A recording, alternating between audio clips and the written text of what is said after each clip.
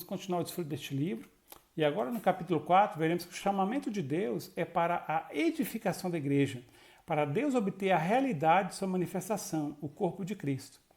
Ele nos revela sua palavra para que o seu povo viva em unidade e dê testemunho da realidade da igreja, tendo Cristo como centro de seu viver.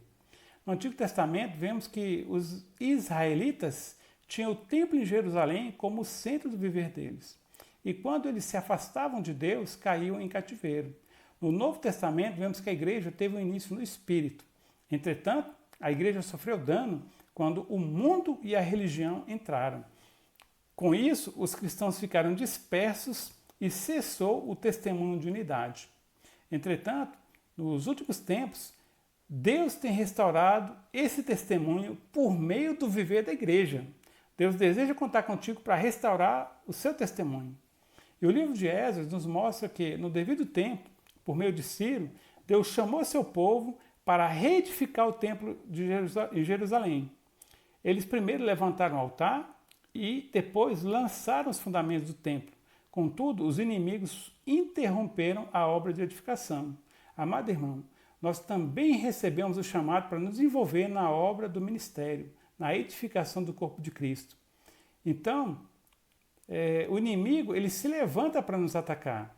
E pode acontecer de falharmos e até mesmo pararmos a edificação. Contudo, nessas horas, Deus envia seus profetas para despertar o seu povo para retomar a obra. O chamamento de Deus é irrevogável e os seus profetas vêm para renová-lo. Isso nos mostra que a ação do inimigo consiste em fazer-nos deixar de cooperar com a edificação de Deus, fazendo-nos dar maior importância às nossas próprias coisas em detrimento das coisas de Deus. Todavia, como resultado, nós caímos no engano do inimigo e deixamos de nos envolver com o encargo de Deus. Então, Deus não estava satisfeito com a condição da casa de Deus. Então, ele chamou Zorobabel e Josué para se entregarem totalmente à obra da casa de Deus. No início da igreja, nós vemos ali um viver singular, glorioso. E hoje, nos últimos dias, com a noiva prestes a amadurecer, a glória deve ser muito maior. Com isso, vemos que as coisas que impedem a manifestação da glória do Senhor na igreja devem ser abaladas, para que permaneça apenas o que é inabalável, Deus e seu reino. Se houver um terremoto em sua vida, amado irmão, não desista, persevere, pois é Deus removendo de seu interior o que impede a manifestação da glória divina. Quando o abalo vem, as coisas abaláveis são expostas. Aproveite essa exposição para removê-las, prosseguindo apenas naquilo que é inabalável, olhando não para as coisas terrenais, e sim para as coisas celestiais.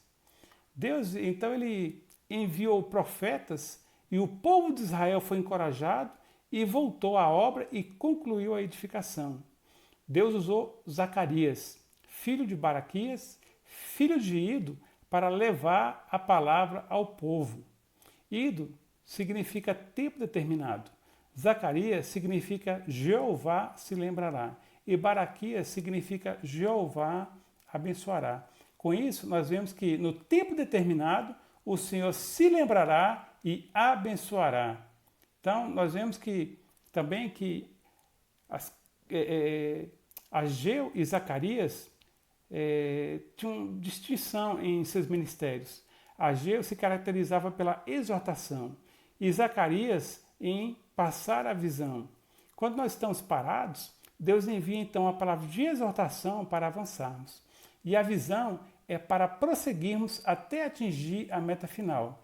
Quem tem uma visão não fica pelo meio do caminho, mas cruza a linha de chegada. Então vemos que Zacarias ele teve uma visão e uma atitude.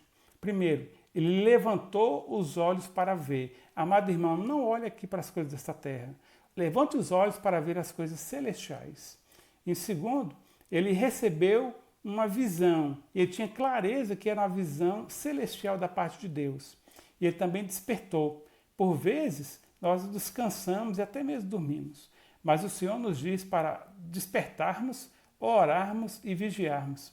Assim, despertados, nós veremos os sinais da volta do Senhor.